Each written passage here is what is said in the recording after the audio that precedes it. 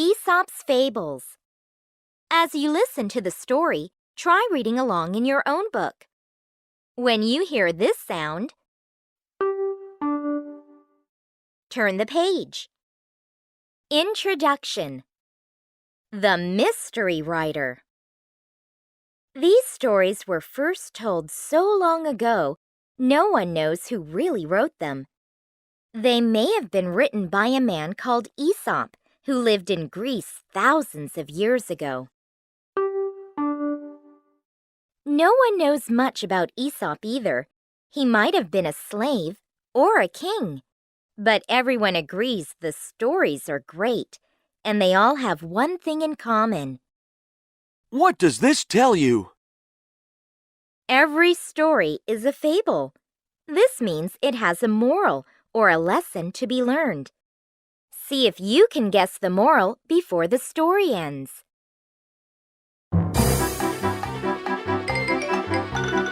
Chapter 1. The Tortoise and the Hare.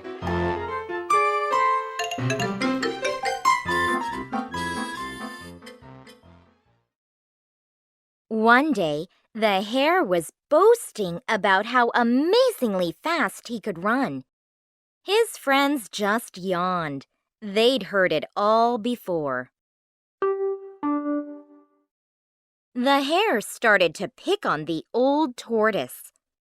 "You're so slow. I'm surprised you ever get anywhere," he teased. "A snail could run faster than you." I may be slow, replied the tortoise, but I bet I can reach the end of this field before you. "Hooray! A challenge!" whooped the hare. "Come on, everyone. Watch me win." "Go on, tortoise." "This is a joke." The other animals gathered around as the hare and the tortoise lined up to start. "Ready, steady, go!" shouted the badger. Everyone cheered as the hare raced off, leaving the tortoise far behind. The tortoise wasn't bothered. She plodded along at her own speed. What's the rush? Halfway across the field, the hare looked back over his shoulder. "That old tortoise will take all day," he thought. "I might as well have a little rest." Soon, he had fallen fast asleep in the warm sunshine. Several hours later, the hare woke up in a panic. In the distance, he could see the tortoise about to cross the finishing line. He ran as fast as he could, but it was too late. The tortoise had won. Who's the slow one now? And the moral is, slow but sure can win the race. Chapter 2. The Thirsty Crow.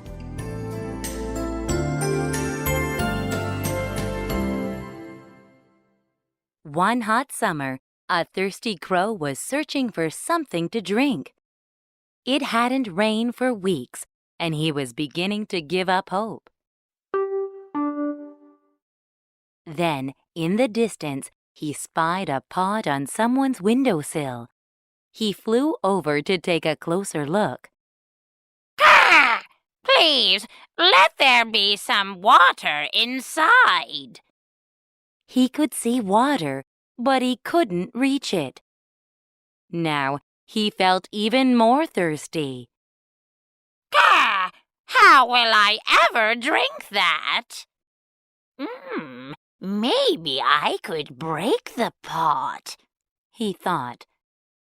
But his beak wouldn't crack the hard clay. "If I could just knock the pot over." He pushed with all his weight, but the pot wouldn't budge.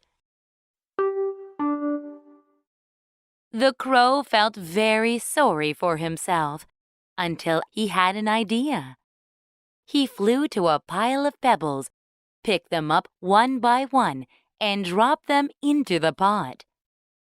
Each pebble pushed the water up a little higher until the crow could finally take a sip. The cold water tasted wonderful, and the crow congratulated himself on being so clever. And the moral is, try hard enough and you'll get what you want.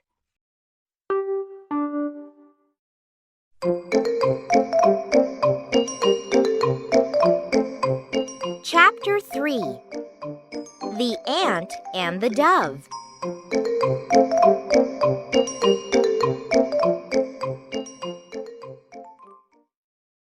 On his way home, an ant saw a sparkling fountain. He crawled onto its wall to take a closer look. The next thing he knew, he had slipped into the water. He gurgled and panicked and waved his legs in the air. Help! I can't swim! Luckily, just at that moment, a friendly dove flew by. She saw that the tiny ant was drowning and quickly flew to a nearby tree. She pulled off a leaf and let it glide down to the ant. Here you are, she cooed and flew away. The ant struggled onto the leaf. He breathed a sigh of relief as he floated to safety. Phew! The following day, he saw his rescuer in a field. The dove was out looking for worms, and she wasn't alone. The ant knew the dove was in trouble, but what could he do? With one swoop of his net, the man trapped the dove. You're coming with me, my beauty, he cried. Not if I can help it, thought the ant. He ran up the man's leg and bit him. Ouch! The man yelped and dropped the net to clutch his leg. Thank you, my little friend, cooed the dove as she flew away. And the moral is, one good turn deserves another.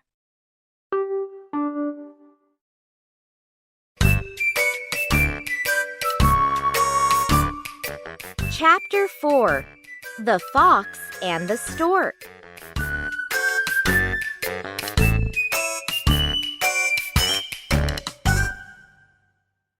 One evening, a sly fox invited a hungry stork to dinner.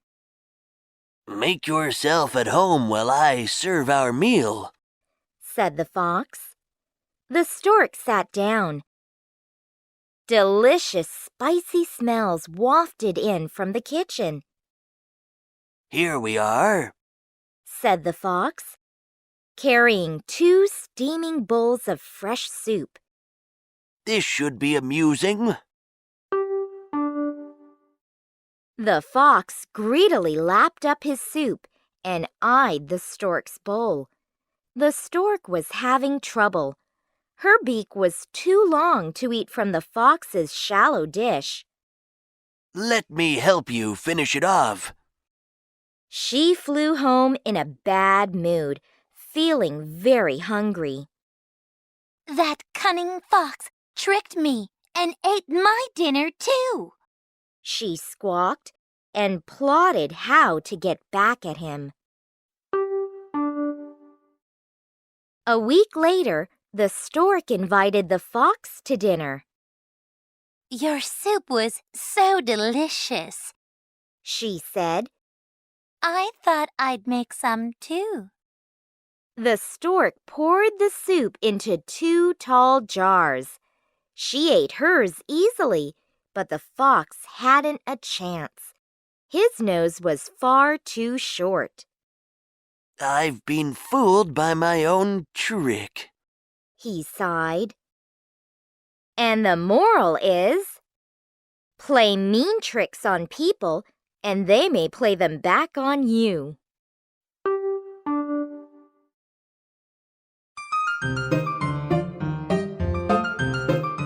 Chapter 5. The Mouse's Tale.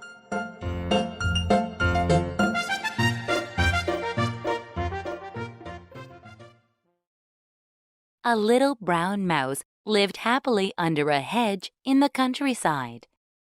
One day, his cousin from town came to visit. I thought I'd try out life in the country, He said, You'll love it here. The country mouse did everything he could to look after his city cousin. He gave him the best piece of moss to sleep on and fed him his tastiest nuts and vegetables. You call this the good life? Have some more carrot. The town mouse wasn't impressed. He found the food horrible and the life boring. Why don't we both go back to the town? He suggested. We can have some real fun. So off they went.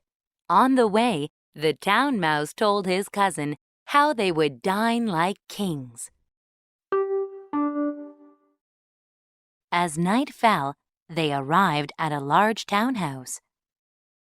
This way. Whispered the town mouse, scrambling under the back door. Up a flight of stairs and down a long hall, they found the dining room and the dining room table. The country mouse couldn't believe his eyes. I've never seen this much food, He squeaked. They were nibbling away when the door opened and in came a man. The two cousins hid and held their breath. The man came closer, peered in the fruit bowl, took an apple, and left. All clear, Said the town mouse, but his little cousin was too scared to eat any more. Swiss cheese is so tasty. In the corner, a large cat was woken up by all the noise. He padded across to the table and spotted the two mice. How dare they eat my master's food? The country mouse squealed as the cat sprang onto the table. Follow me. Cried his cousin, and they dived into a mouse hole. Don't panic. Help!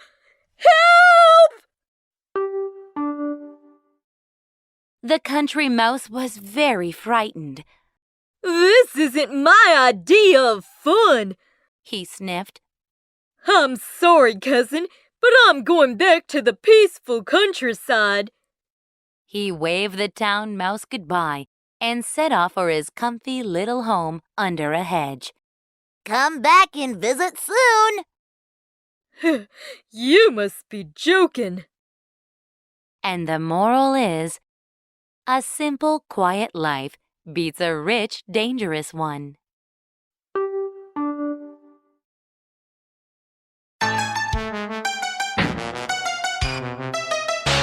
Chapter 6. The Dog and the Bone.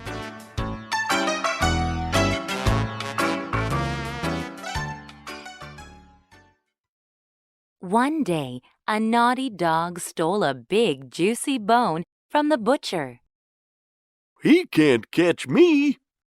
The dog scampered away across the fields and onto a bridge that crossed a stream. I think I'm safe now. He looked down at the water and jumped in surprise. There was another dog staring up at him, and he had a big, juicy bone in his mouth, too. His bone's bigger than mine. He growled at the dog, and the dog growled back. I want your bone. Barked the dog on the bridge. Give it to me. But as he opened his mouth, his bone slipped out. It fell into the water with a big splash.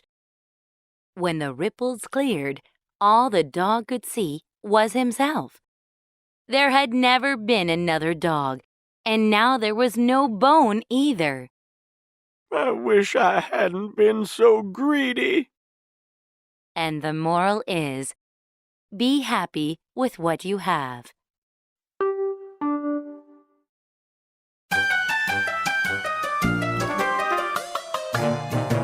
Chapter 7. The Fox and the Crow.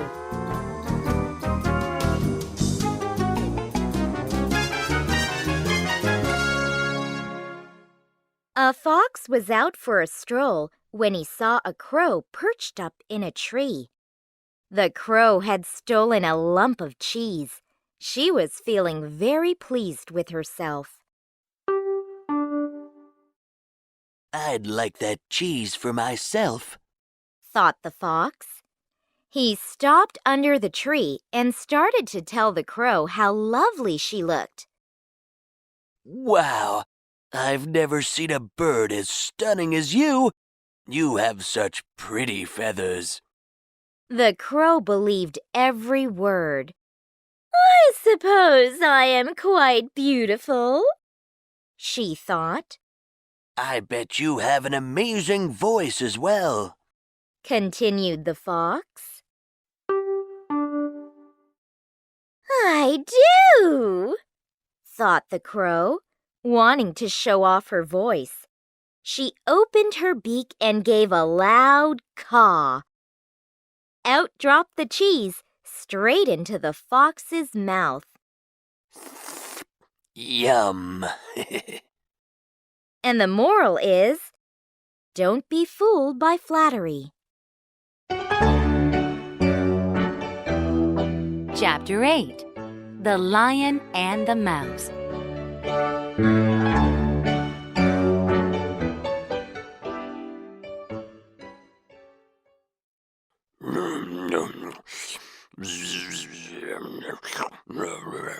It was too hot to prowl, so the king of the jungle lay snoozing in the sun.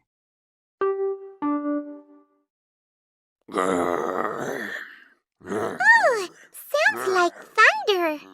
A tiny mouse was hurrying home with some corn for her dinner. She was in such a rush she didn't notice the lion and ran straight over his paw. The lion felt a tickle and woke up. Ooh, this grass is soft. He grabbed the mouse in his claws. A mouse for dinner. What a nice idea. He snarled and licked his lips. Oh, please don't eat me. Squeaked the mouse. Let me go, and I promise I'll help you out one day. Ha! You really think a little mouse like you can help a lion like me? He sneered. But he admired the mouse's bravery, so he let her go. The next day, the lion was out hunting when he tripped on a rope and set off a trap. A large net fell on him. Ah! He struggled to free himself, but the net held him tightly. How dare someone trap the king of the jungle? He cried, and his voice echoed through the trees. How embarrassing. Far away, the mouse heard the lion's roar. The lion must be in trouble. I promised to help him, and so I shall, She thought. She ran through the jungle as fast as she could. I'm here to rescue you, She told the lion. Fat chance. He replied, but there was no one else to help. The mouse nibbled and gnawed at the net until at last the lion was free. I was wrong to doubt you, little mouse. he said. Thank you for saving my life. Goodbye, my friend. And the moral is, little friends can be great friends.